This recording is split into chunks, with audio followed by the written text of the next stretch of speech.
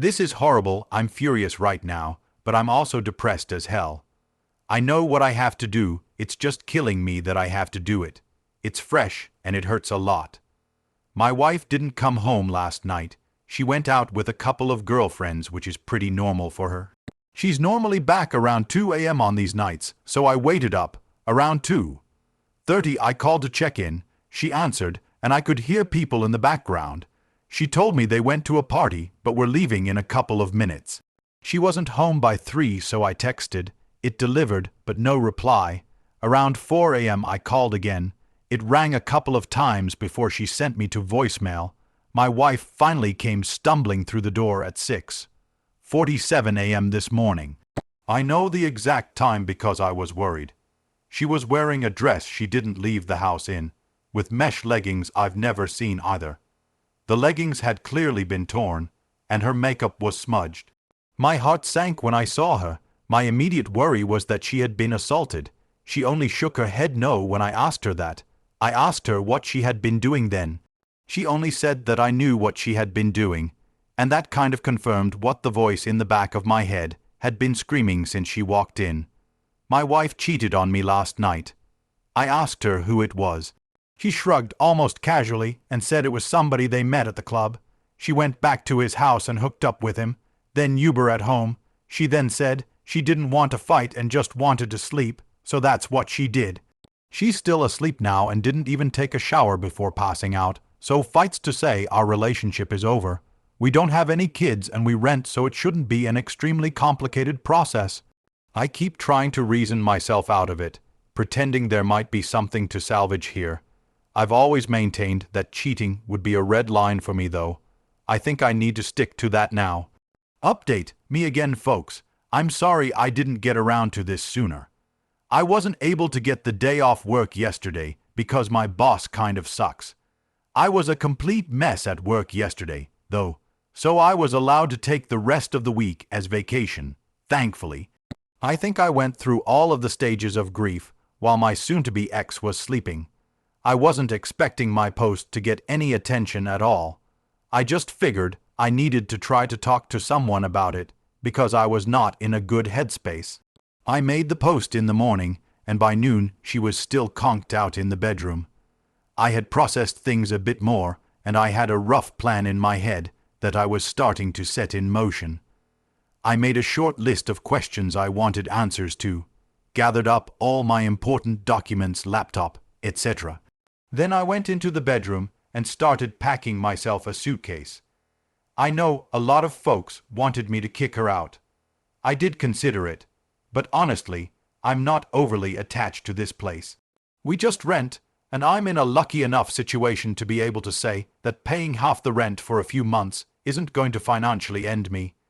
It'll sting a little bit, I won't lie, but I'll make it, and I feel like being around this place is only going to remind me of her anyway. I need to be looking forward, not back. She ended up waking up about halfway through me, packing my suitcase. There was momentary confusion as she looked around the room, then she just started bawling. Maybe this is awful of me, but I didn't bother comforting her. I told her I had the screenshots of her Uber and text messages from her phone, and that plus her confirmation was enough that things between us were completely done. She didn't answer me and just cried louder. I debated trying to continue the conversation, but I decided to just pack the rest of my suitcase and head back out to the living room until she came out.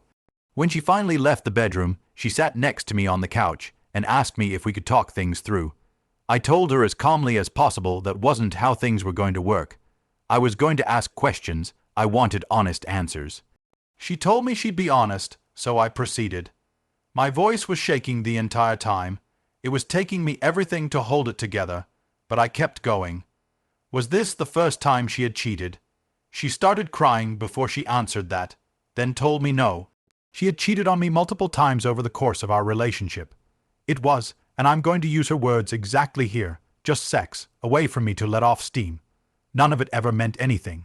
I wrote a comment shortly after making my post that all the love couldn't just fade away in one swoop. Well, it can. It hit me right then that I wasn't dealing with my wife. The person I was married to literally wasn't in the room. This was someone different. She refused to tell me exactly how many times she had cheated just more than last night. Had she used protection? No hesitation from her, before she nodded her head emphatically. She seemed surprised I'd even ask that. I'm still going to get tested just to be safe. I did some research into timing, and I'm going to look after it. Were her friends also cheating on their spouses? Yes and no. I tried to get her to tell me which of her friends were cheating, so I could get in contact with their spouses. She probably should have, because her refusal led to me messaging pretty much the romantic partner of every one of her girlfriends I could find on social media. There are a couple I don't know or couldn't find, but I did my part. Why did she do it? This was the answer that gutted me the most. I'm going to use her exact words again. I need to have sexual variety. I told her that it's not like our sex life is dull, she clarified. It's not the same as something new. I didn't even have a response to that one. I had expected something about me working too much, or not supporting her emotionally. Nope. She just fucked other guys because she felt like it, and wanted to have some fun when I didn't respond. She started asking me about counseling and therapy. I reiterated that our relationship was over. I'd be leaving. What she did next disgusted me. My ex actually tried to have sex with me. She put her hands on me and started trying to take off my clothes. I felt like I wanted to vomit and pushed her away after a couple of seconds. She just kept telling me that she would figure out a way to fix it, that we would work through it together.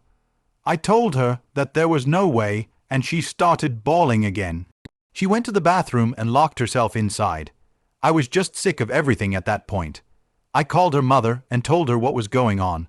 The full story too, the cheating, the questions I had asked, and the fact I was leaving.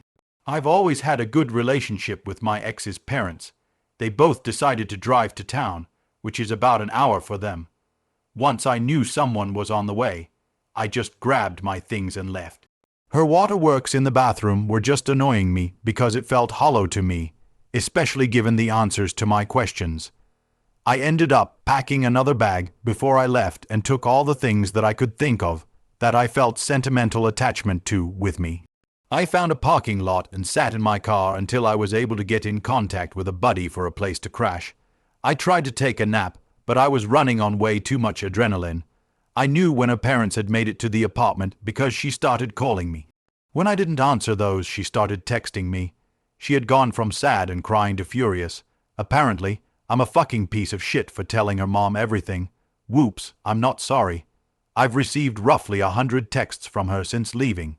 They range from name calling all the way to begging me to come back, to sending me pictures of the food she ate for some reason. I haven't responded to any of them. I feel like I said my piece before leaving. So that's where I'm at now. We didn't have joint finances, so that part was easy. I canceled all the subscriptions that go to my credit card, just to be sure, and changed all my important passwords.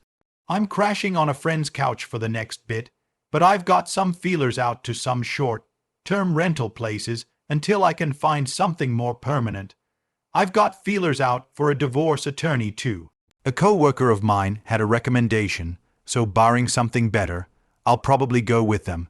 I also wanted to say that I was shocked how supportive everyone was, and thank you for that, truly, from the bottom of my heart. It isn't easy for me to talk about emotional things with people close to me.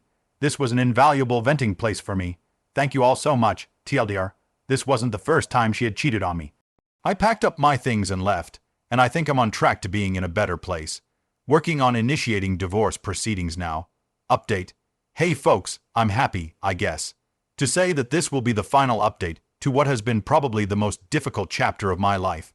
I've felt an immense amount of support from the community here, from my initial 2 posts, so I wanted to give a short update.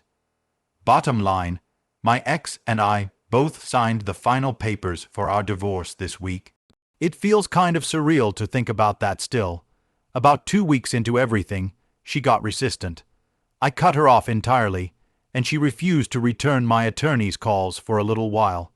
Eventually, things got back on track. As for the infidelity itself, I don't have a ton more details to share with you. We did a short mediation, And by that time, I didn't feel there was any remorse on her end. I've talked about that a lot with my therapist. I'm in therapy, by the way. It still hurts that someone who I thought loved me could have apparently cared about me so little, but I'm working through it. That's really all I've got to share. Thanks again, everybody, for your advice and support. My opinion. First of all, I want to congratulate O.P. for making the right decision to divorce his cheating wife with absolutely no hesitation. He is very lucky that they have no children and no shared property. I hope he was tested for STD, because there is no guarantee that she and her partners actually used protection. Either way, he is lucky that the truth came out and life spared him from this woman in time. Hopefully he will find a decent wife in the future and be happily married. I sincerely wish him good luck.